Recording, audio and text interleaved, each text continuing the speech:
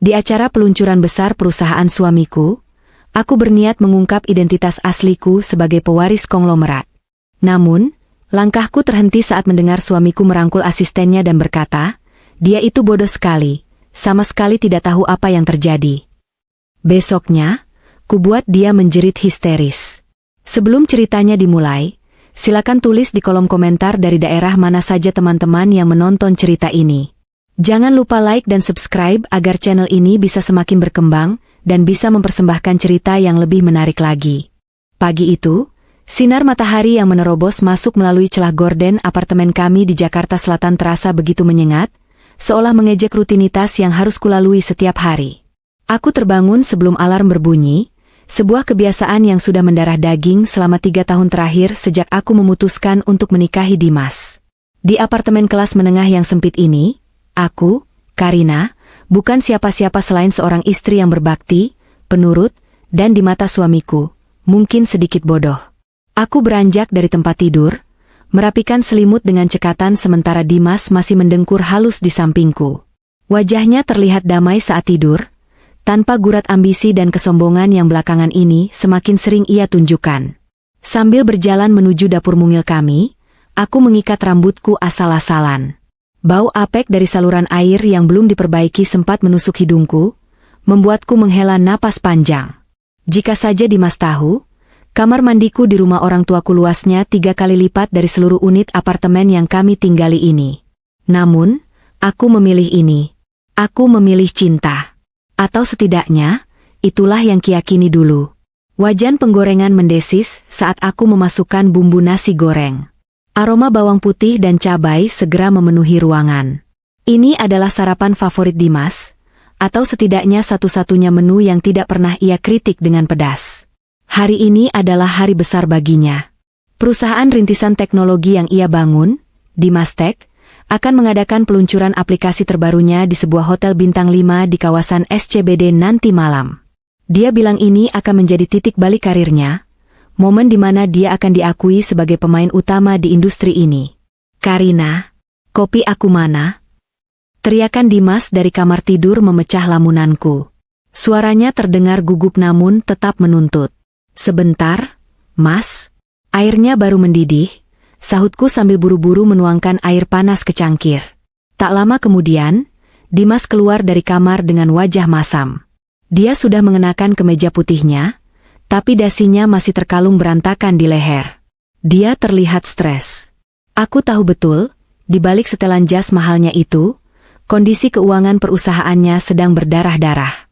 Laporan yang kuterima diam-diam dari orang kepercayaanku menunjukkan bahwa cash flow perusahaan Dimas hanya cukup untuk bertahan 2 bulan lagi.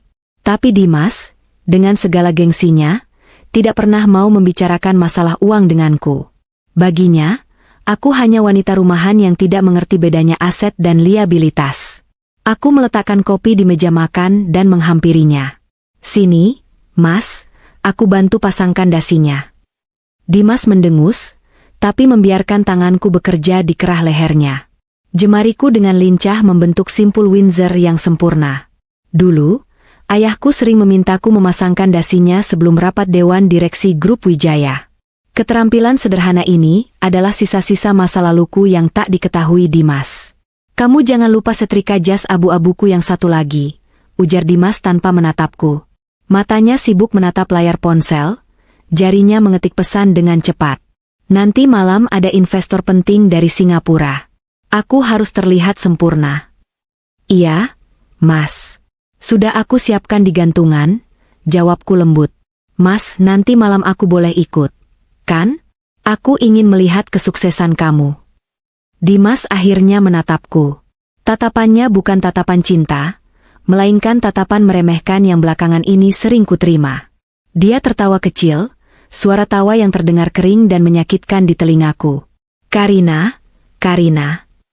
Dia menggelengkan kepalanya, seolah sedang berbicara dengan anak kecil yang meminta mainan mahal.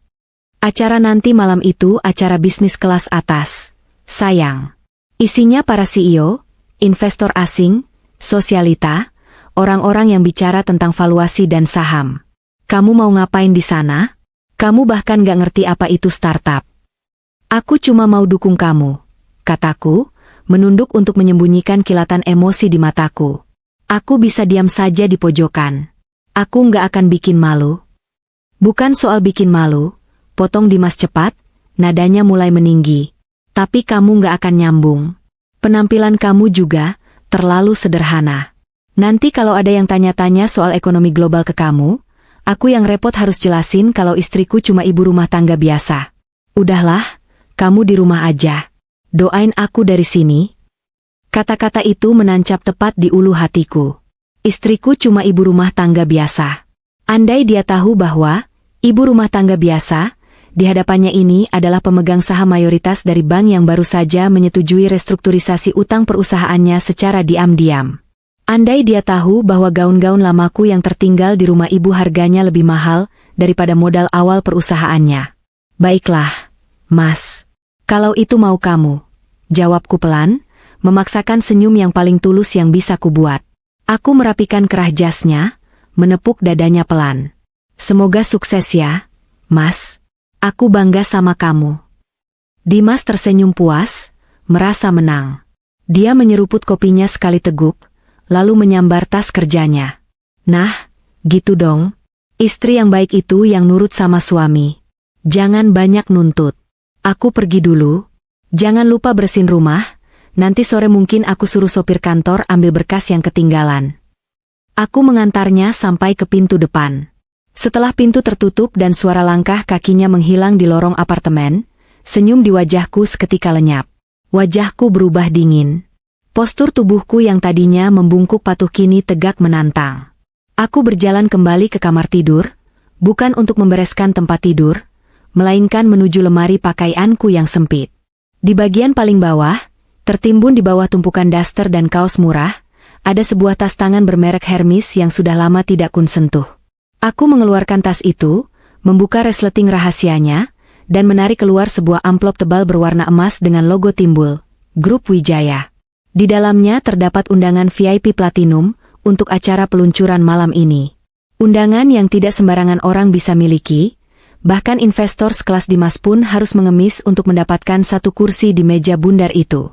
Tapi undangan ini berbeda. Di situ tertulis namaku dengan jelas, Karina Wijaya, tamu kehormatan. Tanganku gemetar pelan, bukan karena takut, tapi karena adrenalin. Sudah 3 tahun aku memakai topeng ini. 3 tahun aku menahan diri, hidup dalam kesederhanaan palsu hanya untuk membuktikan bahwa ada laki-laki yang bisa mencintaiku apa adanya, bukan karena harta ayahku. Tapi ucapan Dimas barusan adalah paku terakhir di peti mati kesabaranku. Dia tidak hanya merendahkanku, dia menghina kecerdasanku. Aku mengambil ponsel, khusus, yang selama ini kusembunyikan di dalam kotak sepatu. Ponsel itu hanya berisi 10 kontak. Semuanya adalah orang-orang penting di kerajaan bisnis ayahku. Aku menekan satu nomor. Halo, Nona Karina? Suara bariton di ujung sana terdengar hormat dan sigap. Itu suara Pak Santo, kepala keamanan sekaligus orang kepercayaan ayahku. Pak Santo, suaraku terdengar tegas, berbeda jauh dengan suara lembut yang biasa ku dengar di hadapan Dimas. Siapkan mobil. Dan minta tim stylist datang ke apartemen rahasiaku di Senopati 1 jam lagi. Malam ini aku akan datang ke acara di Hotel Mulia. Baik, Nona. Apakah Bapak perlu tahu? Tanya Pak Santo. Ayah sudah tahu rencanaku. Siapkan juga berkas akuisisi yang kemarin kita bahas. Aku rasa perusahaan suamiku butuh pertolongan dari investor baru, kataku dengan nada sinis. Aku menutup telepon dan menatap cermin di lemari rias. Pantulan wanita sederhana dengan daster lusuh itu menatapku balik. Selamat tinggal, Karina si istri penurut, bisikku pada bayangan itu. Malam ini, Nona Wijaya yang akan mengambil alih panggung. Hari ini akan menjadi hari yang panjang. Aku harus menyelinap keluar tanpa sepengetahuan tetangga yang mungkin melapor ke Dimas, lalu menuju apartemen pribadiku untuk bertransformasi. Dimas pikir dia raja kecil di kerajaannya yang rapuh itu. Dia tidak tahu bahwa ratu yang sebenarnya selama ini tidur di sebelahnya, menunggu saat yang tepat untuk menunjukkan siapa penguasa yang sesungguhnya. Topeng kesederhanaan ini sudah mulai retak, dan malam ini, aku akan menghancurkannya berkeping-keping di depan wajahnya. Hujan mulai turun membasahi kaca jendela mobil Alphard hitam yang membawaku membelah kemacetan Jakarta. Di luar, lampu-lampu gedung pencakar langit kawasan segitiga emas mulai menyala, menciptakan siluet megah yang selalu menjadi simbol kekuasaan dan uang di negeri ini. Namun, di dalam mobil yang hening dan sejuk ini, pikiranku berkecamuk lebih riuh daripada klakson di luar sana. Aku menatap penampilanku di pantulan kaca jendela. Wanita yang kulihat di sana hampir tidak kukenali. Rambutku yang biasanya diikat karet gelang murahan, kini tergerai indah dengan gaya wafi elegan hasil tangan penata rambut profesional langganan ibuku. Wajahku yang biasanya polos tanpa bedak, kini terpoles makeup flawless yang menonjolkan tulang pipi dan ketajaman mataku. Dan gaun itu, sebuah gaun malam berwarna biru midnight rancangan desainer Sebastian Gunawan yang membalut tubuhku dengan sempurna. Di leherku, melingkar kalung berlian satu set dengan anting-anting yang kilaunya bisa menyilaukan mata siapapun yang memandang. Ini adalah Karina Wijaya yang asli. Sosok yang kutinggalkan 3 tahun lalu demi mengejar cinta seorang Dimas. Nona, kita sudah sampai di lobi VIP. Suara sopir membuyarkan lamunanku. Jantungku berdegup kencang. Bukan karena gugup, tapi karena antisipasi. Hotel bintang 5 di kawasan Kuningan ini terlihat sangat megah malam ini. Karpet merah tergelar di pintu masuk, menyambut para tamu undangan yang turun dari mobil-mobil mewah mereka. Aku melihat beberapa wajah yang kukenal, kolega ayahku, saingan bisnis, dan tentu saja, para sosialita yang dulu sering bergunjing tentang hilangnya putri tunggal keluarga Wijaya. Pintu mobil dibuka oleh doorman yang membungkuk hormat. Begitu kakiku yang berbalut sepatu Manolo Blahnik menyentuh karpet merah, aku merasakan aura kekuasaan itu kembali merasuk. Daguku terangkat secara alami. Langkahku menjadi mantap dan penuh percaya diri, sebuah bahasa tubuh yang diajarkan ibu sejak aku kecil. Berjalanlah seolah kau pemilik dunia, maka dunia akan menyisi untukmu. Namun, drama kecil terjadi di meja registrasi. 2 orang resepsionis wanita yang menjaga daftar tamu, menatapku dengan tatapan bingung sekaligus kagum. Mereka tidak mengenaliku. Tentu saja, siapa yang akan menyangka istri Dimas yang, katanya, kampungan itu bisa terlihat seperti ini? Selamat malam, Nyonya. Boleh saya tahu namanya untuk konfirmasi undangan? Tanya salah satu resepsionis dengan sopan namun menyelidik.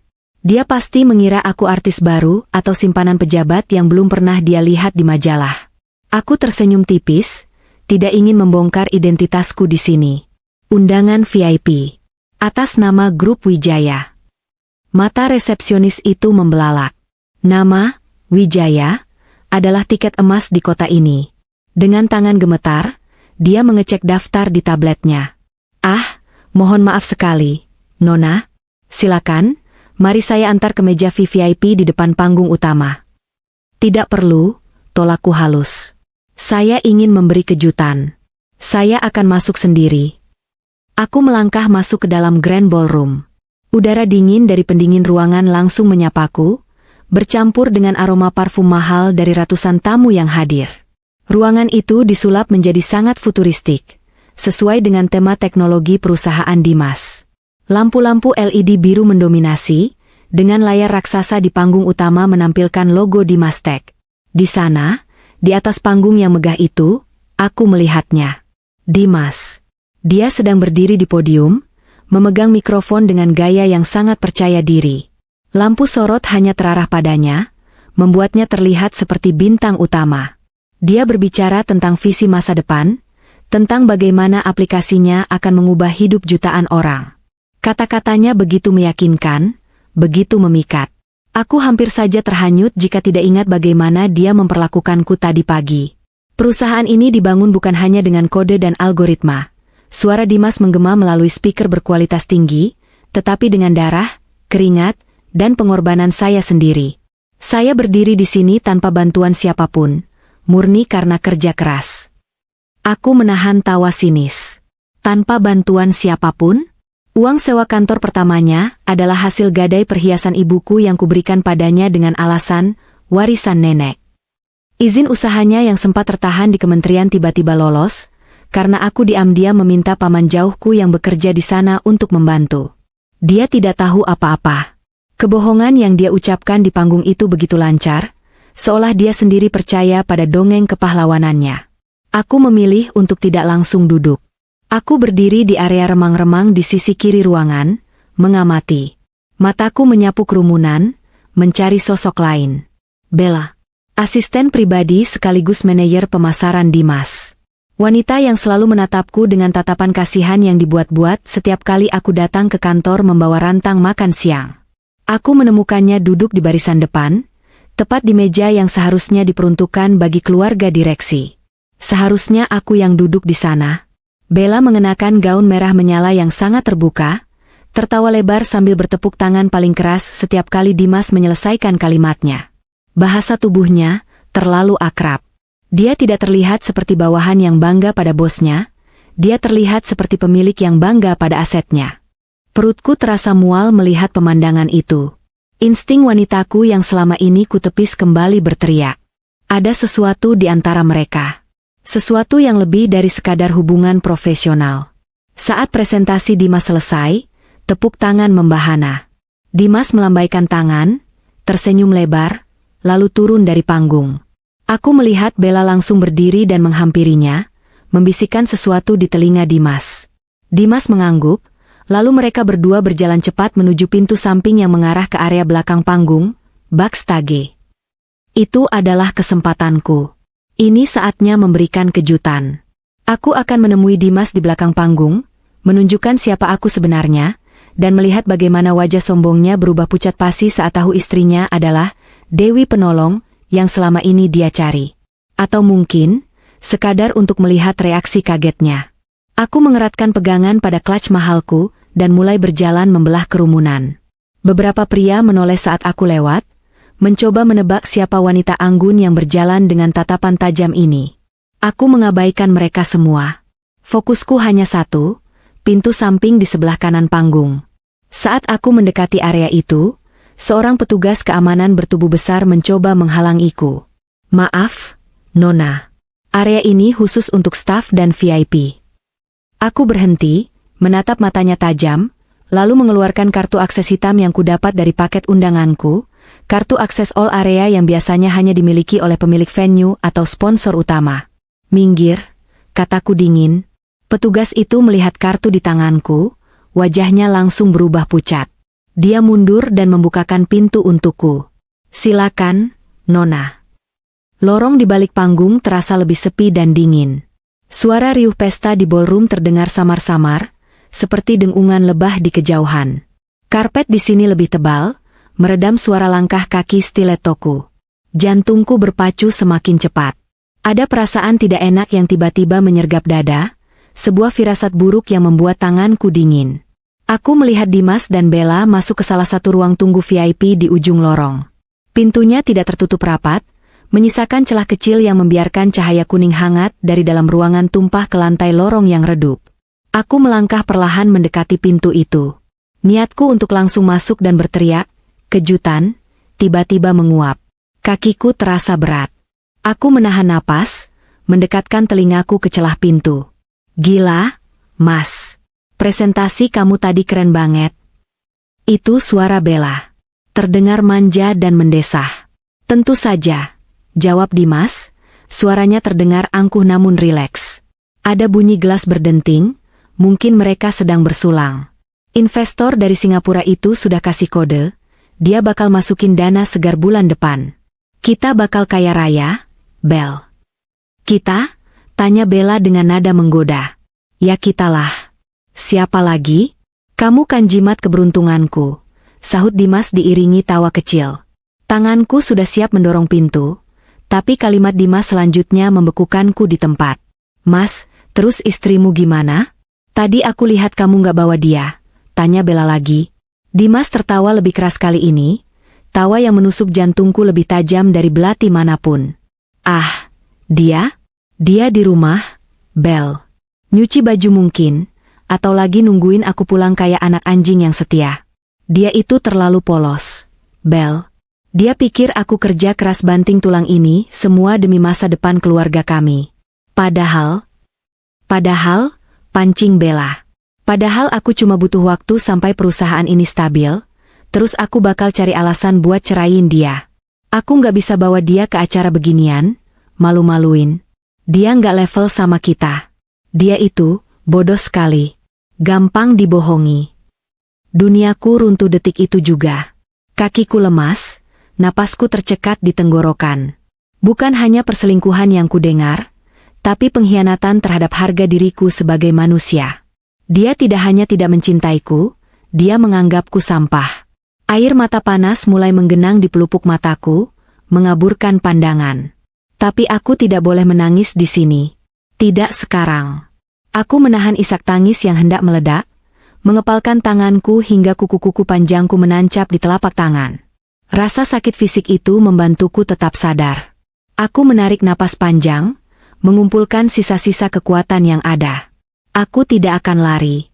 Aku tidak akan pulang dan menangis di bantal. Aku akan membuka pintu itu. Aku akan membiarkan mereka melihatku. Biar mereka melihat, si bodoh, ini berdiri dengan segala kemegahannya. Tanganku terulur, menyentuh pegangan pintu yang dingin. Tunggu pembalasanku, Dimas, batinku menjerit. Malam ini, kamu tidak akan kehilangan istrimu. Malam ini, kamu akan mulai kehilangan hidupmu. Tanganku yang gemetar perlahan menekan pegangan pintu itu ke bawah. Logam dingin itu terasa licin di telapak tanganku yang mulai berkeringat dingin. Di balik pintu kayu mahoni yang kokoh itu, suara tawa Dimas dan Bella masih terdengar, menyelinap keluar seperti racun yang merayap di lantai. Setiap detik yang berlalu terasa seperti satu abad. Aku menarik napas dalam-dalam, mencoba mengisi paru-paruku yang terasa sesak dengan sisa oksigen keberanian yang kupunya. Kau adalah Karina Wijaya, bisikku pada diriku sendiri. Kau bukan wanita lemah yang bisa diinjak-injak. Dengan satu dorongan tegas, pintu itu terbuka lebar. Pemandangan di depanku seolah membekukan waktu. Ruangan VIP itu tidak terlalu besar, namun sangat mewah dengan nuansa Art Deco. Karpet bludru merah marun, lampu gantung kristal mini, dan sebuah sofa kulit berwarna krem yang mendominasi tengah ruangan. Di sanalah duniaku hancur berkeping-keping. Dimas duduk di sofa dengan kemeja yang kancing teratasnya sudah terbuka, dasinya longgar, dan di pangkuannya, atau lebih tepatnya, menempel erat di sisi tubuhnya, duduklah Bella. Tangan Dimas melingkar di pinggang ramping Bella, sementara tangan wanita itu sedang memegang gelas champagne yang isinya tinggal setengah. Wajah mereka begitu dekat, hidung mereka nyaris bersentuhan, dan aroma keintiman yang menjijikan menguar kuat di udara, bercampur dengan bau alkohol mahal dan parfum menyengat. Saat pintu terbuka dan membentur dinding dengan suara bam yang cukup keras, mereka berdua tersentak. Gerakan mereka terhenti di udara seperti adegan film yang dipos secara paksa. Dimas menoleh dengan cepat, matanya membelalak kaget. Bella menumpahkan sedikit minumannya ke gaun merahnya karena terkejut. Hening. Keheningan yang begitu mencekam turun di ruangan itu, menenggelamkan suara musik pesta yang sayup-sayup terdengar dari kejauhan. Hanya ada suara napasku yang memburu dan detak jantungku yang memukul-mukul rongga dada seolah ingin meledak keluar. Mata Dimas menyapu sosokku dari ujung kaki ke ujung kepala. Awalnya, ada kebingungan di matanya. Dia melihat sepatu hak tinggi Manolo Blahnik yang ku kenakan, naik ke gaun biru midnight rancangan desainer yang memeluk tubuhku dengan elegan, lalu ke kalung berlian yang berkilauan di leherku, dan akhirnya mendarat di wajahku. Wajah yang dirias sempurna, rambut yang ditata indah, namun dengan tatapan mata yang menyimpan badai. Butuh waktu 5 detik penuh bagi otaknya untuk memproses siapa wanita di hadapannya. Karina. Suaranya keluar sebagai bisikan parau, seolah dia tidak percaya dengan apa yang dilihatnya. Dia melepaskan pelukannya dari pinggang Bella dengan gerakan canggung, seakan tangannya baru saja terbakar.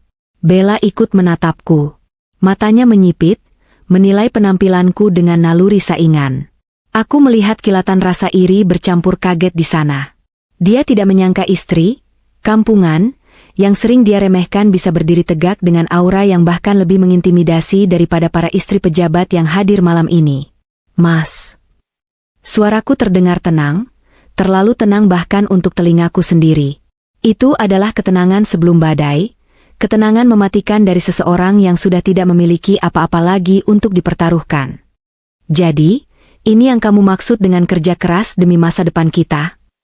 Dimas berdiri dengan gugup, kakinya menyenggol meja kaca hingga menimbulkan bunyi berdecit yang ngilu. Wajahnya pucat pasi, keringat dingin mulai muncul di pelipisnya. Sayang, ini nggak seperti yang kamu pikirkan. Kenapa kamu bisa ada di sini? Dan penampilan kamu? Dia melangkah mendekat, mencoba meraih tanganku, tapi aku memundurkan langkahku. Tatapanku setajam silet, membuat langkahnya terhenti. Jangan sentuh aku, desisku pelan. Tanganmu kotor. Bella, yang sudah menguasai dirinya kembali, berdiri dan merapikan gaunnya dengan angkuh. Dia tersenyum miring, senyum kemenangan yang membuat darahku mendidih. Wah, Bu Karina. Selamat datang. Maaf ya, kami sedang merayakan kesuksesan Pak Dimas. Biasa, euforia kemenangan. Ibu pasti nggak ngerti rasanya sukses berbisnis, kan? Kata-kata itu. Kata-kata yang merendahkan itu lagi. Dulu, aku mungkin akan menunduk malu dan meminta maaf karena mengganggu. Tapi tidak malam ini. Aku menatap Bella lurus di matanya. Sukses? Sukses menipu istri sendiri? Atau sukses menjadi parasit? Wajah Bella memerah menahan marah. Jaga bicara Anda. Cukup. Dimas membentak, tapi suaranya bergetar. Dia menatapku dengan campuran rasa takut dan bingung. Karina, pulanglah. Kita bicarakan ini di rumah.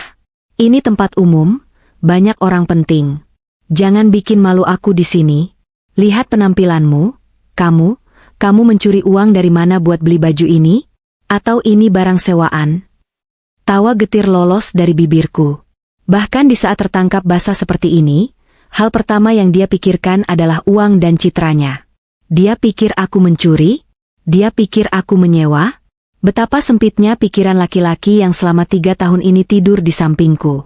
Kamu bilang aku bodoh, Dimas? Tanyaku, mengabaikan tuduhannya. Tadi aku dengar kamu bilang ke dia kalau aku ini bodoh, gampang dibohongi, dan cuma seperti anjing peliharaan yang setia. Wajah Dimas semakin pias. Dia tidak menyangka aku mendengar percakapan itu. Aku memang bodoh, lanjutku, suaraku mulai bergetar karena emosi yang tak tertahankan. Aku bodoh karena percaya kamu tulus. Aku bodoh karena meninggalkan keluargaku, meninggalkan kenyamananku, hanya untuk hidup susah bersamamu di apartemen sempit itu. Aku bodoh karena mengorbankan segalanya demi laki-laki yang bahkan tidak punya nyali untuk jujur. Aku melangkah maju 1 langkah, membuat Dimas mundur secara refleks. Tapi ketahuilah satu hal, Mas, kataku, mataku berkaca-kaca namun tatapanku tetap membara. Wanita bodoh yang kamu hina ini adalah wanita yang diam-diam melunasi utang vendor catering pernikahan kita dulu. Wanita bodoh ini yang meminta pamannya di kementerian untuk meloloskan izin usahamu yang macet. Dan wanita bodoh ini, aku mengangkat tas tanganku yang berisi undangan VIP itu. Adalah orang yang berencana menyuntikkan dana 50 miliar malam ini untuk menyelamatkan perusahaanmu yang hampir bangkrut itu. Mata Dimas membelalak lebar, hampir keluar dari rongganya. Mulutnya ternganga. 50 miliar? Apa maksudmu? Siapa kamu sebenarnya? Siapa aku? Aku tersenyum sinis, air mata pertama jatuh membasahi pipiku yang sudah dirias sempurna. Aku istri yang kamu sia-siakan. Dan mulai detik ini, aku adalah mimpi burukmu. Tiba-tiba, suara guntur menggelegar dahsyat di luar, mengguncang kaca jendela ruangan VIP itu.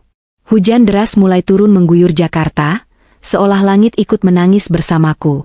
Kilatan petir menerangi ruangan yang temaram itu dalam sekejap, menciptakan bayangan-bayangan menakutkan di wajah Dimas dan Bella. Karina, tunggu, jelaskan padaku. Dimas mencoba maju lagi, kepanikan mulai mengambil alih logikanya. Dia menyadari ada sesuatu yang besar yang dia lewatkan, sesuatu yang sangat fatal. Sayang, dengar dulu. Jangan panggil aku sayang, potongku dingin. Aku berbalik badan, gaun biruku berdesir indah seiring gerakanku. Nikmatilah pesta kecilmu ini, Dimas. Karena besok, pestanya berakhir. Aku berjalan cepat menuju pintu. Dimas berteriak memanggil namaku, mencoba mengejar. Tapi Bella menahan lengannya. Mas, biarin aja. Dia cuma menggertak. Paling dia stres. Lepas, Bel, kamu gak dengar tadi dia ngomong apa? Dimas menghempaskan tangan Bella dengan kasar dan berlari mengejarku. Namun aku sudah keluar dari ruangan itu. Aku berjalan cepat menyusuri lorong, air mata kini mengalir deras tanpa bisa kubendung lagi. Topeng ketegaranku retak. Di balik kemarahan dan ancaman itu, hatiku hancur lebur. Sakit sekali rasanya. Lebih sakit daripada luka fisik manapun. Cintaku, pengorbananku, kesetiaanku selama 3 tahun, dibayar dengan penghinaan di sofa ruang VIP. Aku harus pergi dari sini. Aku harus pergi sejauh mungkin sebelum aku benar-benar ambruk. Aku berlari keluar dari lorong belakang panggung, menerobos masuk kembali ke sisi ballroom yang riuh.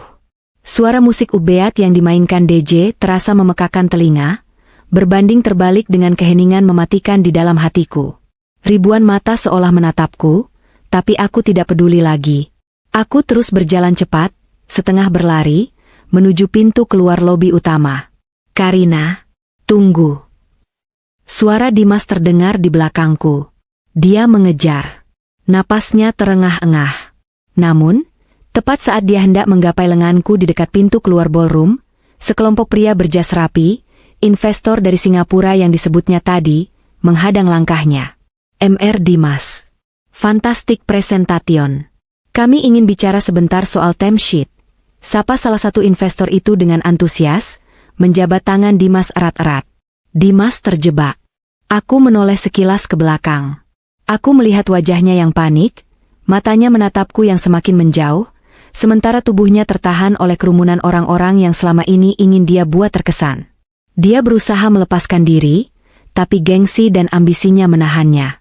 Dia tidak bisa begitu saja mengabaikan investor utama di tengah acara peluncurannya sendiri. Itulah Dimas.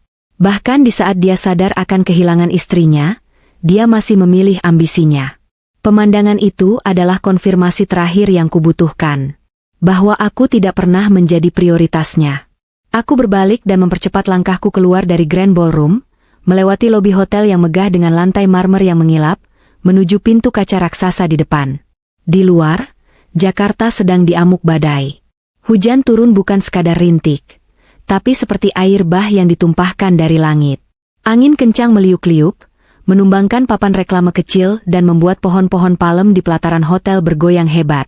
Petugas valet dan doorman sibuk berlarian dengan payung, mencoba melayani tamu-tamu yang hendak pulang, namun antrean mobil macet total. Nona, jangan keluar, hujan deras sekali. Teriak seorang petugas keamanan saat melihatku melangkah melewati pintu otomatis. Aku mengabaikannya. Aku tidak ingin menunggu sopir Alphardku. Aku tidak ingin menunggu taksi. Aku butuh udara. Aku butuh rasa sakit fisik untuk menutupi rasa sakit di hatiku. Aku melangkah keluar, langsung disambut oleh tamparan air hujan yang dingin dan keras. Dalam hitungan detik, tatanan rambut mahalku rusak. Gaun biru midnight seharga puluhan juta itu basah kuyup, menempel berat di tubuhku. Air hujan melunturkan mascaraku, membuat aliran hitam di pipi yang bercampur dengan air mata. Aku berjalan menjauhi lobi hotel yang terang benderang, menuju trotoar Jalan Jenderal Sudirman. Jalanan itu padat merayap. Lampu merah kendaraan memanjang sejauh mata memandang, terpantul di aspal yang basah, menciptakan lukisan abstrak kota yang kejam. Klakson bersahut-sahutan, suara bising kota yang tidak pernah tidur. Dingin. Dingin sekali, tulang-tulangku terasa ngilu. Sepatu Manolo Blahnik hak tinggi ini menyiksa kakiku di setiap langkah. Kakiku lecet, mungkin berdarah, tapi aku terus berjalan. Aku berjalan seperti orang gila di trotoar Sudirman, di bawah guyuran hujan lebat, sementara orang-orang di dalam mobil-mobil mewah menatapku dengan tatapan aneh dari balik kaca jendela mereka yang kering. Mungkin mereka pikir aku wanita gila yang baru diputus pacar. Mungkin mereka pikir aku model yang sedang syuting video klip tragis. Mereka tidak tahu bahwa wanita yang berjalan tertatih-tatih di tengah hujan ini adalah pewaris salah satu kekayaan terbesar di negeri ini. Sambil berjalan, potongan-potongan memori berputar di kepalaku seperti kaset rusak. Ingat saat kamu makan mie instan dibagi 2 karena Dimas belum gajian, Karina? Ingat saat kamu menjual kalung pemberian nenek untuk modal sewa server pertamanya? Ingat saat ibu menangis memohon agar kamu tidak menikahi Dimas karena dia punya firasat buruk. Tapi kamu malah membentak ibu dan pergi dari rumah? Maafkan aku, ibu. Isakku tertelan suara guntur. Ibu benar? Ibu selalu benar. Aku berhenti di dekat halte busway yang sepi. Tubuhku menggigil hebat. Bukan hanya karena dingin, tapi karena guncangan emosi. Aku bersandar pada tiang besi yang dingin, menatap gedung-gedung pencakar langit di seberang jalan. Salah satunya, gedung tertinggi dengan logo mahkota emas di puncaknya, adalah Wijaya Tower. Gedung milik ayahku. Gedung yang seharusnya menjadi tempatku bertahta, bukan trotoar kotor ini. Aku menatap gedung itu lama. Cahayanya menembus tirai hujan, seolah memanggilku pulang. Rasa sedih yang tadi mendominasi perlahan-lahan mulai berubah bentuk. Rasa itu memadat, mengeras, dan mendingin. Air mataku berhenti mengalir, digantikan oleh tatapan kosong yang tajam. Cukup sudah tangisan ini. Cukup sudah peran sebagai istri yang teraniaya. Dimas menginginkan wanita yang cerdas? Dimas menginginkan wanita yang kaya? Baiklah. Aku akan memberinya lebih dari itu. Aku akan memberinya seorang lawan yang tidak bisa dia kalahkan. Dia telah menghina ketulusanku. Dia telah menginjak-injak harga diriku.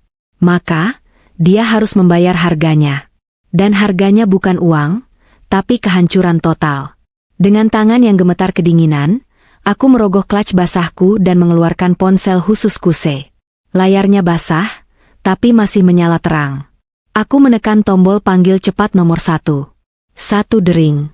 2 dering. Halo, Nona Karina? Posisi Nona di mana? Sinyal GPS Nona bergerak menjauh dari hotel. Suara Pak Santo terdengar cemas di ujung sana. Pak Santo. Suaraku serak, berat, dan dingin. Tidak ada lagi nada lembut di sana. Suara itu terdengar asing, bahkan bagi diriku sendiri. Jemput saya di halte depan gedung BNI 46. Sekarang. Baik, Nona. Saya segera ke sana. Apakah Nona baik-baik saja?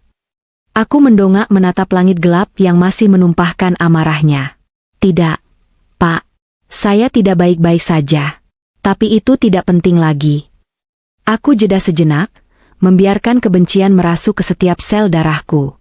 Pak Santo, hubungi tim legal ayah. Hubungi juga direktur bank rekanan kita. Bekukan semua aset yang terhubung dengan nama Dimas Pratama mulai besok pagi. Tarik semua fasilitas pinjaman yang diberikan grup Wijaya secara diam-diam. Ada jeda hening di seberang sana, sebelum Pak Santo menjawab dengan nada tegas yang penuh pemahaman. Siap laksanakan, Nona. Apakah kita akan memulai proyek pembersihan? Ya, jawabku singkat. Permainan sudah selesai. Siapkan pengacara perceraian terbaik. Aku ingin dia keluar dari hidupku tanpa membawa 1 sen pun. Dan Pak? Ya, Nona? Pastikan media tahu. Aku ingin besok pagi, seluruh Jakarta tahu siapa pemilik sebenarnya dari Dimas Tech. Aku mematikan sambungan telepon. Aku berdiri tegak kembali, mengusap sisa air mata dan air hujan dari wajahku. Dinginnya malam tidak lagi terasa menusuk, karena hatiku kini jauh lebih dingin. Di kejauhan, sorot lampu mobil Alphard yang kukenal mendekat, membelah hujan. Itu keretaku. Kendaraan perang yang akan membawaku kembali ke singgasana. Selamat tinggal, Karina si istri sederhana. Selamat datang kembali, Nona Wijaya. Dimas mungkin telah memenangkan pertempuran malam ini dengan egonya, tapi dia baru saja memicu perang yang tidak akan pernah bisa dia menangkan. Seminggu telah berlalu sejak malam badai itu. Jakarta masih sama sibuknya, masih dengan kemacetan yang mengular dan polusi yang menggantung di udara, tetapi bagiku, kota ini terlihat berbeda. Aku tidak lagi memandangnya dari jendela angkot atau balkon apartemen sempit yang berbau apek. Kini, aku menatap hutan beton ini dari lantai 50 Menara Wijaya, gedung pencakar langit tertinggi yang menjadi simbol kekuasaan keluargaku.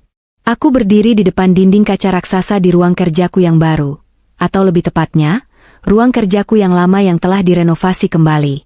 Pantulan di kaca memperlihatkan sosok wanita yang nyaris tak kukenali sebagai diriku seminggu yang lalu.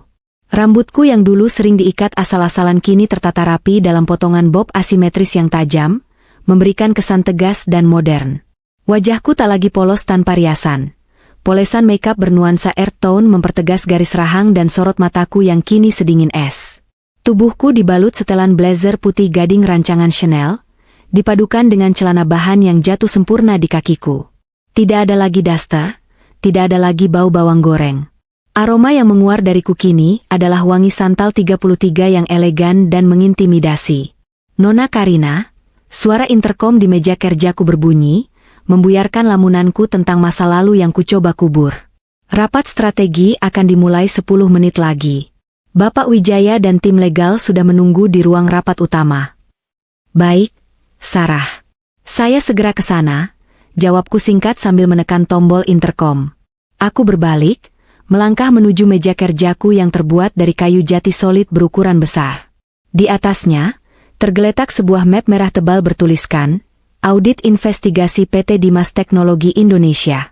Map itu adalah kitab suci, kehancuran Dimas yang telah disusun oleh tim forensik akuntansi terbaik yang bisa dibeli dengan uang.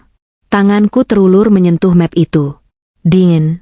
Sedingin hatiku saat mengingat bagaimana Dimas mengusirku secara halus malam itu, atau bagaimana dia tertawa meremehkanku bersama Bella. Selama seminggu ini, aku menghilang sepenuhnya dari kehidupan mereka. Aku mematikan nomor lamaku, meninggalkan apartemen itu kosong melompong, hanya menyisakan cincin kawin kami di atas meja makan sebagai pesan bisu. Dimas, tentu saja, tidak mencariku dengan sungguh-sungguh. Mata-mata yang kutanam melaporkan bahwa dia justru terlihat lega, mengira aku pulang ke kampung halaman karena malu atau sakit hati, memberinya kebebasan penuh untuk bermesraan dengan Bella. Betapa bodohnya dia. Dia tidak tahu bahwa kampung halaman, istri yang diusirnya adalah istana bisnis yang kini sedang membidik lehernya. Aku meraih map itu dan berjalan keluar ruangan. Lorong kantor grup Wijaya terasa hening dan berwibawa. Para karyawan yang berpapasan denganku menunduk hormat, menyapa dengan segan, "Selamat pagi, Bu Karina." Mereka tahu siapa aku. Gosip tentang kembalinya, putri mahkota, yang sempat hilang telah menyebar lebih cepat daripada virus. Sesampainya di ruang rapat utama, pintu ganda dari kayu mahoni dibukakan oleh asisten. Di dalam, duduk mengelilingi meja oval panjang, adalah orang-orang paling berbahaya di dunia korporasi Jakarta. Pengacara spesialis litigasi, akuntan forensik, ahli strategi pasar, dan tentu saja, ayah. Ayah duduk di ujung meja, memancarkan aura dominasi yang tak terbantahkan meski usianya sudah memasuki kepala 6. Rambutnya yang memutih justru menambah harismanya. Saat melihatku masuk, tatapan tajamnya melembut. Ada kebanggaan, namun juga ada kesedihan di sana. "Silakan duduk, Direktur Operasional," sapa ayah dengan nada formal, namun matanya menyeratkan kerinduan seorang ayah yang menyambut anaknya pulang dari medan perang. Aku duduk di kursi di sebelah kanan ayah, posisi orang kedua terpenting di ruangan ini. "Terima kasih, Pak Komisaris Utama." "Baiklah, kita langsung saja." Ayah membuka rapat sambil menatap tim di hadapannya. "Putri saya sudah kembali, dan dia membawa mandat penuh untuk membersihkan parasit yang menempel pada aset keluarga kita. Pak Anton, bagaimana hasil bedah keuangan perusahaan target?" Pak Anton, kepala tim audit forensik, membetulkan letak kacamatanya dan membuka layar presentasi. Di layar raksasa, muncul grafik-grafik yang menukik tajam berwarna merah. Itu adalah grafik kesehatan finansial di Mastek. "Situasinya jauh lebih buruk dari dugaan kita, Bu Karina." Pak Anton memulai penjelasannya dengan nada serius. "Perusahaan suami ibu, maaf, maksud saya saudara Dimas, sebenarnya sudah bangkrut secara teknis sejak 6 bulan lalu. Burn rate-nya sangat tinggi, tidak sebanding dengan revenue yang masuk." Aku menatap layar itu dengan datar. "Jelaskan detailnya." "Dana investasi awal yang ibu berikan secara diam-diam melalui Shell Company, perusahaan cangkang, kita setahun lalu, sebesar 5 miliar rupiah, sudah habis tidak bersisa," lanjut Pak Anton. Dia menekan tombol next slide. "Dan ini yang menarik. Hampir 40% dari pengeluaran operasional perusahaan tidak digunakan untuk pengembangan aplikasi atau gaji karyawan, melainkan dialirkan ke pos-pos pengeluaran fiktif." "Fiktif?" tanyaku, alisku terangkat sebelah. "Ya, Bu. Ada pembayaran sewa apartemen mewah di kawasan Senopati atas nama pihak ketiga, pembelian kendaraan pribadi jenis Porsche yang dicatat sebagai kendaraan operasional kantor, serta tagihan kartu kredit korporat yang berisi pembelanjaan barang-barang mewah seperti tas branded dan perhiasan. Semua bukti mengarah pada satu nama penerima manfaat. Layar berganti menampilkan foto-foto bukti transfer dan tagihan. Di sana tertulis nama yang sudah kuduga, Isabella Maharani. Darahku mendidih, namun wajahku tetap tenang. Jadi selama ini, saat aku berhemat belanja sayur di pasar tradisional dan menambal pakaianku yang robek, Dimas menggunakan uang perusahaan, yang sebagian besar berasal dari suntikan dana rahasia ayahku, untuk membelikan Bella tas Hermes dan menyewa apartemen mewah untuk tempat zina mereka. Kejijikan merayap di tenggorokanku. Laki-laki itu bukan hanya peselingkuh. Dia adalah maling. Dimas melakukan window dressing atau pemolesan laporan keuangan untuk menutupi kebocoran ini, tambah Pak Gunawan, ahli hukum kami. Dia memalsukan angka keuntungan agar terlihat menarik di mata investor baru. Jika ini terbongkar, dia bukan hanya akan bangkrut, tapi bisa dipidana karena penipuan investasi. Ayah menoleh padaku. Karina, bolanya ada di tanganmu. Kita bisa melaporkannya ke polisi sekarang juga atas dugaan penggelapan dan penipuan. Dia akan masuk penjara minggu depan. Ruangan menjadi hening. Semua mata tertuju padaku, menunggu titah sang pewaris. Hukuman penjara terdengar menggoda. Membayangkan Dimas meringkuk di sel yang dingin, kehilangan segala kemewahannya, tentu akan sangat memuaskan. Tapi, itu terlalu cepat. Terlalu mudah. Aku menggeleng pelan. Tidak, ayah. Penjara terlalu enak buat dia saat ini. Dia masih punya harapan, dia masih punya ego. Jika kita memenjarakannya sekarang, dia akan merasa sebagai korban yang dizolimi oleh penguasa. Aku berdiri, berjalan perlahan mengelilingi meja rapat. Bunyi hak sepatuku mengetuk lantai marmer dengan irama yang konstan, menciptakan ketegangan. Aku ingin menghancurkannya perlahan, kataku dengan suara rendah namun tajam. Aku ingin dia melihat kerajaan bisnis yang dia banggakan itu, runtuh bata demi bata di depan matanya sendiri. Aku ingin dia merasakan kepanikan saat teleponnya tidak berhenti berdering menagih utang. Aku ingin dia merasakan dikhianati oleh orang-orang yang dia percaya. Aku ingin dia kehilangan Bella saat uangnya habis, sehingga dia sadar bahwa tidak ada yang tulus mencintainya selain wanita yang dia buang. Aku berhenti tepat di depan layar yang menampilkan wajah Dimas yang tersenyum sombong di sebuah majalah bisnis. Pak Anton, panggilku tanpa menoleh. Ya, Bu Karina. Mulai fase pertama, sabotase senyap. Tarik semua soft loan, pinjaman lunak, yang diberikan oleh bank-bank rekanan kita. Gunakan klausul, pelanggaran kontrak, karena rasio utang mereka sudah tidak sehat. Buat mereka panik mencari dana talangan. Siap, Bu. Pak Gunawan, lanjutku. Ya, Bu.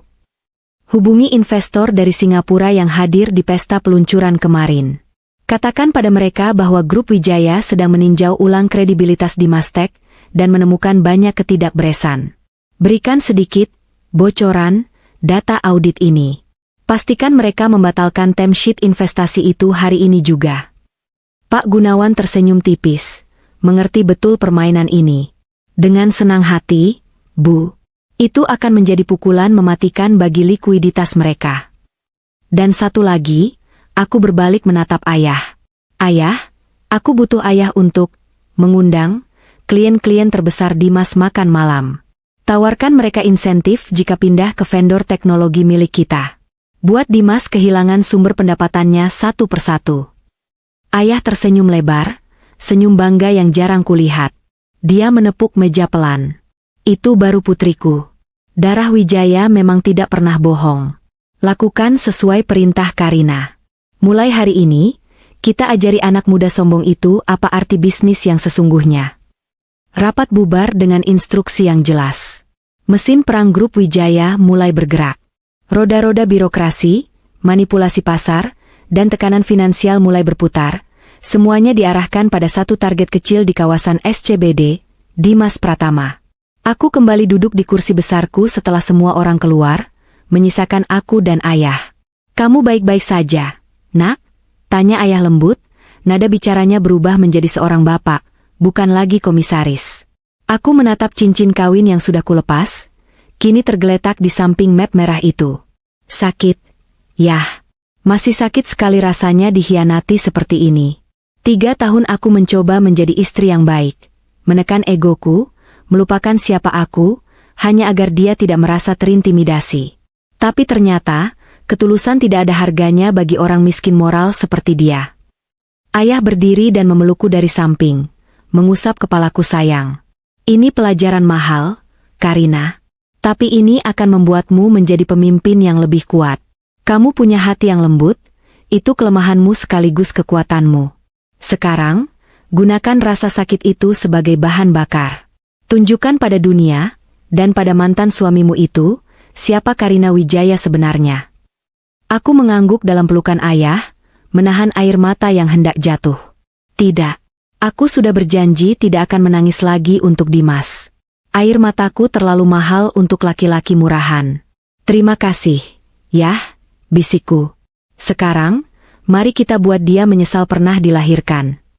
Di luar jendela, langit Jakarta tampak cerah, kontras dengan badai yang sedang kusiapkan untuk Dimas. Di suatu tempat di sana, Dimas mungkin sedang duduk santai di kursi direkturnya, merasa sebagai raja dunia, tanpa menyadari bahwa tanah yang dipijaknya sedang bergerak dan siap menelannya hidup-hidup. 3 hari kemudian, layar monitor CCTV raksasa di ruang kontrol pribadiku menampilkan siaran langsung dari berbagai sudut kantor Dimas Tech.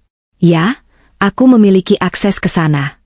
Bukan dengan cara meretas, melainkan karena gedung yang mereka sewa di kawasan SCBD itu sebenarnya milik salah satu anak perusahaan properti Grup Wijaya. Sangat mudah bagi tim keamananku untuk menyadap sistem kamera pengawas gedung dengan alasan pemeliharaan rutin. Dari tempatku duduk yang nyaman sambil menyeruput Earl Grey tea hangat, aku bisa melihat kekacauan mulai terjadi. Seperti menonton reality show favorit, bedanya akulah sutradaranya. Di layar utama, terlihat ruang kerja Dimas. Dia sedang mondar-mandir dengan telepon genggam menempel di telinga. Wajahnya merah padam, rambutnya yang biasanya klimis kini berantakan karena sering dia jambak sendiri karena frustrasi. Apa maksud Anda membatalkan sepihak? Dimas berteriak ke telepon, suaranya bahkan bisa kudengar melalui penyadap audio yang jernih. Mr. Tan, kita sudah salaman. Kita sudah deal di pesta peluncuran. Anda tidak bisa mundur begitu saja hanya karena rumor. Hening sejenak. Dimas mendengarkan jawaban dari seberang sana. Wajahnya berubah dari marah menjadi pucat pasi. Data apa? Siapa yang mengirimkan data itu? Itu bohong. Itu data palsu yang dibuat kompetitor. Dimas menyangkal panik. Halo? Halo? Mr. Tan? Dimas membanting telepon genggamnya ke meja. Prang! Layar ponsel mahal itu retak. Sepertinya senasib dengan masa depan perusahaannya. Dia merosot duduk di kursi kulitnya, memijat pelipisnya dengan kasar. Investor Singapura, Mr. Tan, baru saja menarik diri. Itu artinya, dana segar sebesar 50 miliar yang sangat dia andalkan untuk menutup utang-utang jatuh tempo bulan ini, hangus begitu saja. Tiba-tiba pintu ruangannya terbuka kasar. Bella masuk tanpa mengetuk. Tapi kali ini, tidak ada senyum manja atau sapaan mesra. Wajah Bella terlihat kesal. Dia membawa beberapa lembar kertas tagihan. Mas, ini apa maksudnya kartu kredit korporat ditolak? Sembur Bella tanpa basa-basi. Dia melempar kartu hitam itu ke meja Dimas. Aku lagi di butik Louis Vuitton, mau bayar tas pesanan aku, terus kasirnya bilang declinet. Malu banget aku, Mas. Dilihatin sama teman-teman arisanku. Dimas menatap Bella dengan tatapan lelah yang nyaris kosong. Kamu bisa nggak sih? Jangan bahas tas dulu. Kita lagi masalah besar, Bel. Investor Singapura mundur. Mundur? Mata Bella membelalak. Terus gimana dong? Terus janji kamu mau beliin aku apartemen bulan depan gimana? DP-nya kan harus masuk minggu ini. Pikirin aja apartemen, bentak Dimas. Ini pertama kalinya aku melihat Dimas membentak Bella. Gaji karyawan bulan depan aja aku nggak tahu harus bayar pakai apa kalau dana talangan nggak masuk. Kamu tahu nggak? Bank utama kita baru saja telepon, mereka membekukan fasilitas overdraft kita. Aset kita terancam disita. Bella terdiam, tapi bukan karena empati. Aku bisa melihat roda di otaknya berputar cepat. Dia bukan wanita yang setia menemani di kala susah. Dia adalah parasit yang akan melompat ke inang baru begitu inang lamanya sekarat. Kok bisa tiba-tiba gini sih, Mas? Suara Bella melunak, tapi terdengar palsu. Perasaan kemarin pas acara peluncuran semuanya oke-oke aja. Apa jangan-jangan? Jangan-jangan apa? Jangan-jangan istri kamu itu, si Karina, dia ngelaporin sesuatu? Tebak Bella. Dimas tertawa, tawa yang terdengar menghina. Karina? Jangan ngawur kamu. Dia itu nggak ngerti apa-apa soal bisnis. Buka laptop aja dia jarang. Mana mungkin dia bisa bikin investor Singapura mundur, atau bank membekukan aset. Ini pasti ulah kompetitor besar yang merasa terancam sama aplikasi kita.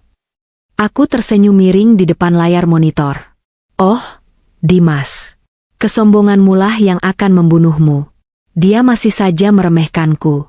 Dia masih mengira aku wanita bodoh yang hanya bisa memasak nasi goreng. Ketidaktahuannya ini membuat permainan semakin menyenangkan. Di layar lain yang menampilkan area kerja karyawan, open space, suasana tak kalah mencekam. Telepon di meja customer service berdering tanpa henti. Maaf, Pak. Server kami sedang mengalami gangguan. Iya, kami sedang usahakan. Mohon maaf, Bu. Kami tidak bisa memproses refund saat ini karena sistem sedang down. Salah satu sabotase kecil yang kulakukan, memerintahkan vendor cloud server mereka, yang kebetulan kontraknya melalui vendor pihak ketiga yang sudah kuakuisisi, untuk melakukan pemeliharaan darurat di jam sibuk. Akibatnya, aplikasi Dimastek tidak bisa diakses oleh pengguna. Rating aplikasi mereka di Play Store terjun bebas dari 4.8 menjadi 2.1 dalam waktu 24 jam, karena ribuan komplain pengguna yang marah. Karyawan-karyawan Dimas terlihat panik dan saling berbisik. Dengar-dengar Pak Bos gagal dapat suntikan dana ya? Iya, mana server mati mulu. Gue denger Head of Engineer kita baru aja resign tadi pagi, dibajak sama perusahaan multinasional dengan gaji 2 kali lipat. Waduh, tanda-tanda kapal karam nih. Gue harus mulai sebar CV deh kayaknya. Aku mengangguk puas. Head of Engineer mereka memang baru saja kurekrut pagi ini, untuk masuk ke divisi IT Group Wijaya. Mengambil orang-orang terbaik Dimas, adalah bagian dari rencanaku untuk melumpuhkan operasionalnya. Tanpa tim teknis yang kuat, perusahaan teknologi hanyalah cangkang kosong. Kembali ke ruangan Dimas. Situasi semakin memanas. Manajer keuangan masuk dengan wajah pucat, membawa surat peringatan. Pak Dimas, maaf mengganggu. Ada surat somasi dari vendor catering dan vendor penyewaan gedung acara kemarin, lapor manajer itu dengan suara gemetar. Mereka menuntut pelunasan hari ini juga, atau mereka akan memviralkan di media sosial bahwa Dimastek ngutang dan tidak bayar. Dimas menjambak rambutnya lagi. Berapa totalnya? 300 juta, Pak. Bayar. Bayar sekarang, teriak Dimas. Tapi kas kita kosong, Pak. Saldo di bank tinggal 50 juta. Sisanya sudah terpakai untuk pembayaran uang muka mobil Bapak kemarin dan tagihan kartu kredit Ibu Bella. Dimas menatap Bella dengan tatapan membunuh. Bella membuang muka, pura-pura sibuk dengan kukunya. Keluar, usir Dimas pada manajernya. Setelah pintu tertutup, Dimas membanting tumpukan kertas di mejanya hingga berserakan ke lantai. Dia berjalan menuju jendela, menatap ke bawah ke arah jalanan Jakarta. Tubuhnya terlihat rapuh. Bahunya merosot. Lalu, dia melakukan sesuatu yang sudah kutunggu-tunggu. Dia merogoh saku celananya, mengambil ponsel keduanya, ponsel pribadi, dan menekan sebuah nomor. Ponsel lamaku yang kutaruh di meja di samping monitor menyala. Nama, Suamiku Hati Merah 2, muncul di layar. Aku membiarkannya berdering. 1 kali, 2 kali, 3 kali. Di layar monitor, aku melihat wajah Dimas semakin frustrasi karena teleponnya tidak diangkat. Dia mencoba menelepon lagi. Dan lagi. Dia pasti sedang berpikir untuk memintaku meminjam uang pada orang tuaku di kampung, atau mungkin meminta perhiasan ibuku untuk digadaikan lagi seperti dulu. Saat dia terdesak, dia baru ingat bahwa dia punya istri. Saat dia butuh, dia baru mencariku. Angkat dong, Karina. Sialan, umpat Dimas di ruangannya, terekam jelas oleh mikrofon. Kemana sih perempuan bodoh itu? Biasanya dia langsung angkat kalau aku telepon. Aku menatap layar ponsel itu dengan tatapan dingin. Perempuan bodoh itu sudah mati. Dimas, bisikku dalam hati. Aku menekan tombol reject. Lalu, aku mengetik sebuah pesan singkat dari nomor baru yang tidak dikenalnya, dan mengirimkannya ke nomor Dimas. Ping. Di layar monitor, aku melihat Dimas mengecek ponselnya saat notifikasi pesan masuk. Dia membacanya, dan detik berikutnya, wajahnya berubah menjadi ekspresi ketakutan murni. Matanya liar menatap sekeliling ruangan, seolah mencari kamera tersembunyi. Pesan yang kukirimkan berbunyi, nikmatilah kehancuranmu, sayang. Ini baru permulaan. Salam dari penonton di barisan paling depan. Dimas melempar ponselnya ke sofa, seolah benda itu baru saja menggigitnya. Dia berputar-putar di tempat, paranoid. Siapa? Siapa di sana? Teriaknya pada ruangan kosong. Bella yang kaget melihat tingkah Dimas bertanya ketakutan. Mas, kamu kenapa? Ada apa? Ada yang mengawasi kita, Bel. Ada yang nyabotase kita. Dimas mencengkeram lengan Bella. Kita dijebak. Semua ini, investor batal, bank bekuin aset, server mati, ini semua serangan terencana. Siapa yang tegang ngelakuin ini? Tanya Bella dengan suara bergetar. Dimas terdiam. Napasnya memburu. Perlahan, sebuah kesadaran mengerikan mulai merayap di wajahnya. Dia mungkin belum tahu pasti siapa pelakunya, tapi dia mulai sadar bahwa musuhnya bukanlah kompetitor biasa. Musuhnya adalah hantu yang tahu kelemahannya. Aku mematikan layar monitor dengan satu sentuhan tombol remote. Layar menjadi hitam. Cukup untuk hari ini, gumamku sambil menyesap tehku yang masih hangat. Rasanya manis, semanis aroma balas dendam. Ini baru tahap awal, aku baru saja mematahkan sayapnya. Besok, aku akan mulai mematahkan kakinya, memaksanya merangkak di tanah, tepat di tempat di mana dia seharusnya berada.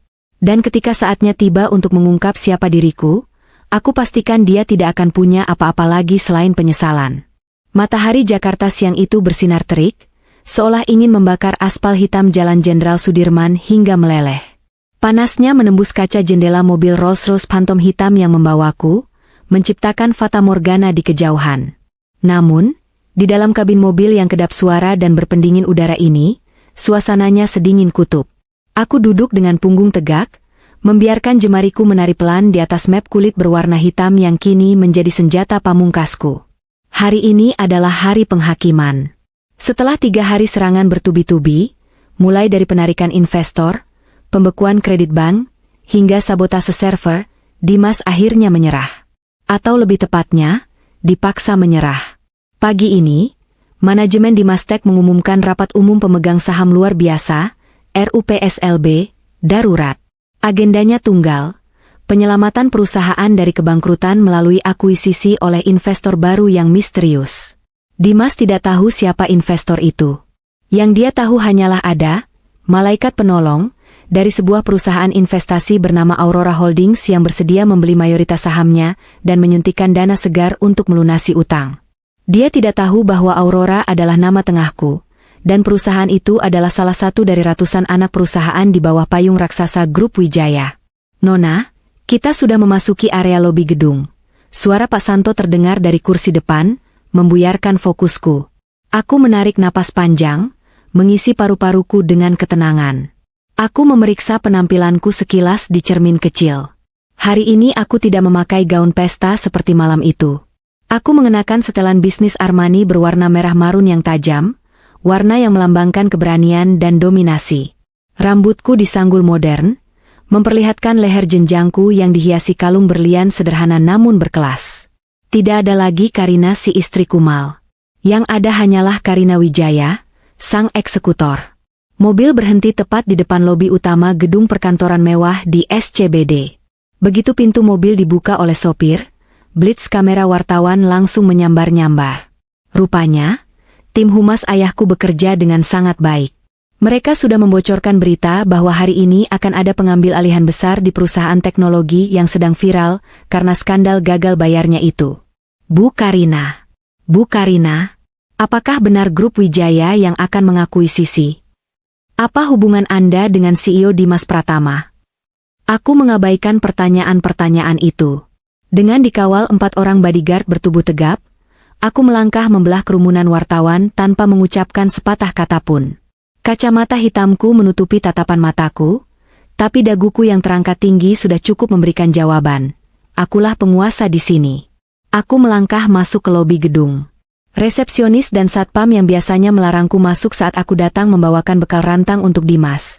Karena penampilanku dianggap tidak layak, kini membungkuk hormat sedalam-dalamnya. Ketakutan terpancar jelas di mata mereka. Mereka pasti sudah mendengar siapa aku sebenarnya. Selamat siang, Bu Karina. Lift VVIP sudah kami siapkan, ujar kepala keamanan gedung dengan suara gemetar. Dulu, orang ini pernah membentakku karena parkir motor sembarangan saat mengantar dokumen Dimas yang tertinggal. Aku hanya mengangguk tipis, tidak membuang energi untuk membalas dendam pada kroco-kroco kecil ini. Target utamaku ada di lantai 25. Lift meluncur naik dengan kecepatan tinggi.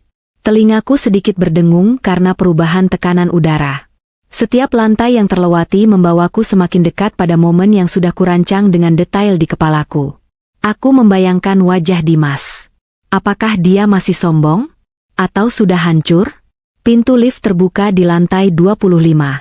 Suasana kantor Dimas Tech terasa suram. Tidak ada lagi tawa karyawan atau bunyi ketikan keyboard yang bersemangat. Banyak kursi kosong. Karyawan yang tersisa menatapku dengan campuran rasa ingin tahu dan takut saat aku berjalan melewati area kerja menuju ruang rapat kaca di ujung lorong. Di dalam ruang rapat itu, Dimas duduk di ujung meja dengan wajah kusut. Kemejanya lecek, matanya merah dan berkantung tebal, seolah dia tidak tidur berhari-hari. Di sebelahnya duduk Bella, yang terlihat gelisah. Dia tidak lagi mengenakan pakaian branded yang mencolok, melainkan kemeja kerja biasa yang terlihat agak kusam. Mungkin kartu kreditnya sudah benar-benar mati. Selain mereka, ada 2 direktur lain dan notaris yang terlihat tegang. Mereka sedang menunggu perwakilan dari Aurora Holdings. Dimas terus-menerus melihat jam tangannya, kakinya mengetuk-ngetuk lantai dengan gugup. "Kenapa lama sekali sih?" gerutu Dimas dengan suara serak. "Mereka bilang jam 2 tepat. Kalau dana tidak cair hari ini, besok kita benar-benar digulung ban." "Sabar, Mas. Mungkin macet," hibur Bella pelan. Tangannya mencoba mengusap lengan Dimas, tapi Dimas menepisnya kasar. "Diam kamu. Ini semua gara-gara kamu boros. Kalau uang perusahaan gak kepakai buat gaya hidup kamu, kita masih punya napas buat bayar vendor," bentak Dimas. Bella terdiam, wajahnya masam. Hubungan, cinta mati, mereka tampaknya sudah mulai retak dihantam badai kemiskinan. Saat itulah, aku memberi isyarat pada Pak Santo untuk membuka pintu ruang rapat. Braa. Pintu kaca tebal itu didorong terbuka lebar. Semua orang di dalam ruangan tersentak kaget dan menoleh ke arah pintu.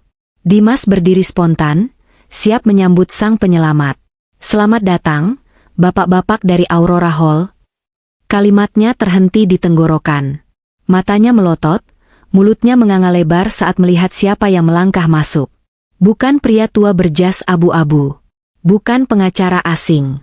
Melainkan aku, istrinya. Aku melangkah masuk dengan bunyi hak sepatu yang menggema tegas di lantai parket. Tak. Aku berhenti tepat di ujung meja yang berlawanan dengan Dimas. Lalu membuka kacamata hitamku perlahan, menatapnya lurus tepat di manik matanya yang gemetar. "Selamat siang, Pak Direktur Utama," sapaku dengan senyum manis yang mematikan. "Atau haruskah saya panggil mantan suami?" Keheningan melanda ruangan itu. Saking heningnya, aku bisa mendengar suara dengungan mesin pendingin ruangan. Karina?" Dimas tergagap, wajahnya pucat pasi seperti melihat hantu. Ngapain kamu di sini? Jangan bikin kacau. Ini rapat penting. Saya sedang menunggu investor besar." Dia menoleh ke arah bodyguardku.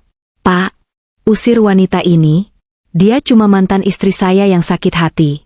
Dia tidak punya hak ada di sini." Namun, tak ada satupun bodyguard atau staf yang bergerak. Mereka semua berdiri patung di belakangku. Aku tertawa kecil, tawa yang renyah namun menusuk. Aku berjalan mendekati kursi kosong yang disiapkan untuk investor utama, lalu duduk dengan anggun menyilangkan kaki. "Duduklah, Dimas, kamu terlihat menyedihkan kalau berdiri gemetar begitu. Perintahku tenang. Keluar. Saya bilang keluar. Teriak Dimas histeris. Dia benar-benar kehilangan kendali. Bella, panggil security. Bella diam saja. Matanya terpaku pada map hitam yang kuletakkan di meja. Dia sepertinya mulai menyadari sesuatu yang belum disadari Dimas. Insting bertahan hidup wanita itu lebih tajam. Dimas, potongku tajam, suaraku menggelegar memenuhi ruangan, membuat Dimas terdiam seketika. Kamu sedang menunggu perwakilan dari Aurora Holdings, kan? Pemilik 85% saham barumu? Iya. Dari mana kamu tahu? Tanyanya bingung. Perkenalkan, kataku sambil menunjuk diriku sendiri dengan elegan. Saya Karina Wijaya, pemilik tunggal Aurora Holdings. Dan mulai detik ini, saya adalah bos kamu. Rahang Dimas jatuh. Dia terhuyung ke belakang hingga menabrak kursi. Matanya bergerak liar dari wajahku ke arah pengacara dan notaris yang ada di ruangan itu. Notaris itu mengangguk pelan, mengonfirmasi ucapanku. Tidak mungkin, bisik Dimas. Kamu cuma anak orang kampung, kamu cuma ibu rumah tangga, kamu. Aku apa, Dimas? Tantangku. Bodoh? Gampang dibohongi? Seperti anjing peliharaan? Aku melempar sebuah dokumen ke hadapannya. Dokumen akta pendirian perusahaan Aurora Holdings yang mencantumkan namaku sebagai pemilik manfaat utama, Ultimate Beneficial Owner. Baca itu, kataku dingin. Wanita yang kamu sebut bodoh ini, adalah orang yang selama ini memegang nyawa perusahaanmu di ujung jarinya. Wanita yang kamu selingkuhi ini, adalah satu-satunya alasan kenapa kamu belum masuk penjara hari ini. Dimas mengambil dokumen itu dengan tangan gemetar hebat. Dia membacanya, dan wajahnya berubah dari pucat menjadi abu-abu. Kakinya lemas, dan dia jatuh terduduk kembali di kursinya. Tatapannya kosong, seolah jiwanya baru saja ditarik keluar paksa. Bella, yang duduk di sebelahnya, menutup mulutnya dengan tangan, menatapku dengan horor. Dia menyadari bahwa wanita yang selama ini dia hina, dia tertawakan, dan dia remehkan, ternyata adalah putri dari salah satu orang terkaya di Indonesia. Dan dia baru saja membuat masalah dengan orang yang salah. Jadi, suara Dimas terdengar seperti cicit tikus yang terhimpit. Selama ini, kamu, Wijaya, grup Wijaya? Kejutan, jawabku datar. Sekarang, karena kita sudah saling kenal secara profesional, mari kita mulai rapatnya. Agenda hari ini bukan penyelamatan perusahaan, Dimas. Agenda hari ini adalah penghakiman. Aku melihat keringat sebesar biji jagung menetes dari pelipis Dimas. Dia menatapku bukan lagi sebagai suami, tapi sebagai terdakwa yang menatap hakim ketua. Di matanya, aku melihat ketakutan yang amat sangat. Ketakutan akan kehilangan segalanya. Dan dia benar. Dia akan kehilangan segalanya. Suasana di ruangan itu begitu berat, seolah oksigen disedot habis. Para direktur lain menunduk, tidak berani menatapku. Mereka tahu, siapapun yang berani membela Dimas saat ini akan ikut terseret ke dalam lubang kehancuran. Aku telah mengisolasi Dimas sepenuhnya. Di ruangan ini, di gedung ini, bahkan di kota ini, dia sekarang sendirian menghadapi amarahku. Silakan dibuka map A, perintahku pada Pak Gunawan, pengacaraku, tanpa melepaskan tatapan mataku dari Dimas. Pak Gunawan membuka map tebal yang kubawa tadi, dan mengeluarkan tumpukan foto, serta hasil cetak rekening koran.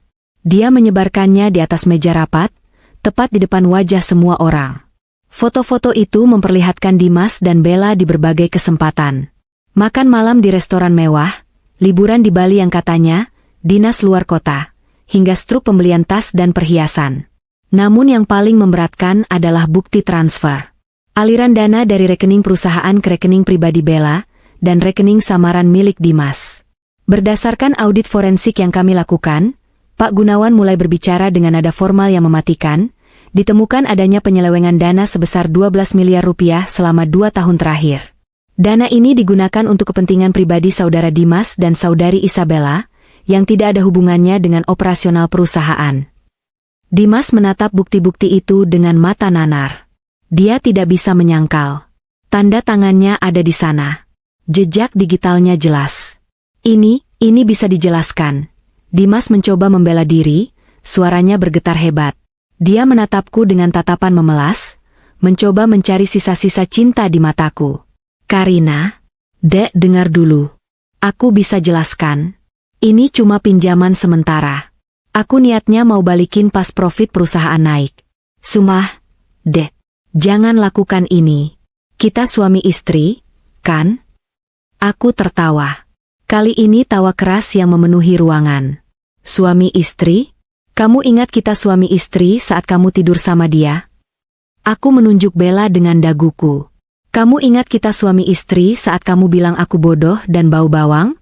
Kamu ingat kita suami istri saat kamu usir aku lewat sindiran halusmu itu? Dimas terdiam, wajahnya merah padam karena malu. Dan untukmu, Bella, aku beralih menatap wanita itu. Bella tersentak kaget. Wajahnya pucat. Dia melihat kapal Dimas sudah karam, dan naluri tikusnya langsung bekerja. Dia langsung berdiri, menjauh dari kursi Dimas. Bu Karina. Saya nggak tahu apa-apa, seru Bella panik. Saya cuma bawahan. Pak Dimas yang nyuruh saya. Dia bilang itu uang bonus. Dia bilang itu uang dia pribadi. Saya nggak tahu kalau itu uang perusahaan. Sumpah, Bu. Saya dijebak sama Pak Dimas. Dimas mendongak kaget, menatap selingkuhannya dengan tidak percaya. Bel, apa-apaan kamu? Kamu yang minta tas itu. Kamu yang ngerengek minta apartemen. Kok kamu lempar ke aku? Alah, diam kamu. Bentak Bella kasar, topeng manisnya hancur total. Kalau aku tahu kamu ternyata miskin dan cuma pakai uang curian, mana mau aku sama kamu? Dasar penipu. Kamu bilang kamu kaya raya hasil keringat sendiri, taunya duit mertua. Bella menatapku dengan wajah memelas yang dibuat-buat. Bu Karina, tolong jangan tuntut saya. Saya siap jadi saksi. Saya punya bukti chat Pak Dimas yang maksa saya terima transferan itu. Saya korban di sini, Bu. Aku menatap drama di hadapanku dengan rasa jijik yang luar biasa. Inilah cinta yang diagung-agungkan Dimas. Cinta yang hancur dalam hitungan detik begitu uang menghilang. Cukup, potongku. Bella, kamu dipecat. Dan pengacaraku akan tetap memproses hukum kamu sebagai penadah uang hasil penggelapan. Silakan jelaskan nanti di kantor polisi.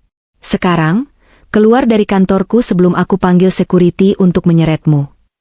Bella menangis histeris, memohon-mohon, tapi dua bodyguardku langsung memegang lengannya dan menyeretnya keluar ruangan. Teriakan dan makiannya pada Dimas terdengar menjauh di lorong, lalu hening. Kini tinggal Dimas. Sendirian. Hancur. Terhina. Sekarang giliranmu, Dimas, kataku pelan. Dimas merosot dari kursinya, berlutut di lantai. Dia benar-benar berlutut di kakiku. Pria yang dulu begitu sombong, yang merasa dirinya raja, kini bersimpuh di hadapan wanita yang dulu dia remehkan. Karina, tolong, isaknya. Air mata mulai membasahi pipinya. Ampuni aku. Aku hilaf. Aku janji bakal perbaiki semuanya. Aku bakal putusin Bella, aku bakal jadi suami yang baik. Jangan ambil perusahaanku, Dek. Ini hidupku. Ini impianku. Aku bangun ini dari nol. Kamu bangun dari nol? Tanyaku sinis, menunduk menatapnya. Kamu lupa siapa yang jual perhiasan buat modal awalmu? Kamu lupa siapa yang lobi kementerian buat izinmu? Kamu nggak bangun ini dari nol, Dimas. Kamu bangun ini di atas punggungku. Dan sekarang, aku cuma mengambil kembali apa yang jadi hakku. Aku melemparkan 2 map lagi ke hadapannya. Map biru itu surat pemecatanmu sebagai CEO, efektif per detik ini. Kamu diberhentikan secara tidak hormat karena pelanggaran kode etik berat dan tindak pidana korupsi. Dimas terisak makin keras. Dan map merah itu. Suaraku sedikit tercekat, ada rasa nyeri yang tersisa, tapi aku menekannya kuat-kuat. Itu gugatan cerai. Aku sudah menandatanganinya. Pengacaraku akan mengurus sisanya. Kamu keluar dari rumah tangga ini tanpa membawa apa-apa, sesuai perjanjian pranikah yang dulu ayah paksa kamu tanda tangan tapi kamu gak baca isinya karena terlalu sombong. Karina, jangan, aku mohon. Dimas mencoba memegang kakiku, memeluk betisku. Aku mundur selangkah dengan jijik. Jangan sentuh aku. Aku memberi kode pada Pak Santo. Bawa dia keluar. Serahkan ke polisi yang sudah menunggu di lobi. Bukti penggelapannya sudah lengkap. Dua petugas keamanan bertubuh besar mengangkat Dimas yang lemas seperti karung beras. Dimas meronta lemah, menangis, memanggil-manggil namaku. Karina, aku suamimu. Karina, maafin aku. Teriakannya menggema di ruang rapat, menyayat hati siapapun yang mendengarnya, kecuali hatiku yang sudah membeku. Aku memperhatikannya diseret keluar pintu, melewati para karyawan yang menonton dengan wajah syok. Dimas, sang CEO arogan, diseret keluar dari istananya sendiri seperti kriminal. Pintu tertutup. Hening kembali. Aku berdiri diam sejenak, mengatur napasku. Rasanya lega. Sangat lega. Beban berat yang selama 3 tahun ini menekan dadaku seolah terangkat seketika. Tidak ada lagi kepura-puraan. Tidak ada lagi rasa sakit hati karena diabaikan. Ibu Karina? Apakah ibu baik-baik saja? Tanya Pak Gunawan hati-hati. Aku menoleh dan tersenyum. Kali ini senyum tulus, bukan senyum sinis. Saya baik, Pak Gunawan. Sangat baik. Tolong urus sisanya. Saya ingin memastikan audit selesai minggu depan, dan kita rebranding perusahaan ini. Hapus nama Dimas dari segala atribut. Siap, Bu. Aku mengambil tasku dan berjalan keluar ruangan. Kali ini langkahku terasa sangat ringan. Aku turun ke lobi dan berjalan menuju pintu keluar. Hujan deras yang mengguyur Jakarta beberapa hari ini akhirnya berhenti. Langit sore terlihat bersih, menyisakan semburat jingga kemerahan di ufuk barat. Udara terasa segar, bau tanah basah menyeruak menenangkan. Di depan lobi, mobil polisi baru saja membawa Dimas pergi. Sirinenya terdengar menjauh, membawa serta masa laluku yang kelam. Sopirku membukakan pintu mobil Rolls-Royce. Aku berhenti sejenak sebelum masuk, menatap langit Jakarta. Terima kasih, Ibu, bisikku pada angin. Pelajaranmu sudah kuselesaikan. Aku masuk ke dalam mobil, duduk dengan nyaman di jok kulit yang empuk. Kemana kita, Nona? Tanya sopir. Pulang, jawabku mantap. Ke rumah ayah dan ibu. Aku ingin makan malam bersama mereka. Mobil melaju pelan meninggalkan gedung pencakar langit itu. Aku melihat pantulan wajahku di kaca jendela. Tidak ada lagi air mata. Yang ada hanya wajah seorang wanita yang telah memenangkan perangnya, mendapatkan kembali harga dirinya, dan siap memulai babak baru dalam hidupnya sebagai Karina Wijaya, sang pewaris yang tak lagi bersembunyi di balik topeng. Istana pasir Dimas telah runtuh disapu ombak karmanya sendiri. Dan aku adalah lautan yang tetap tenang dan abadi.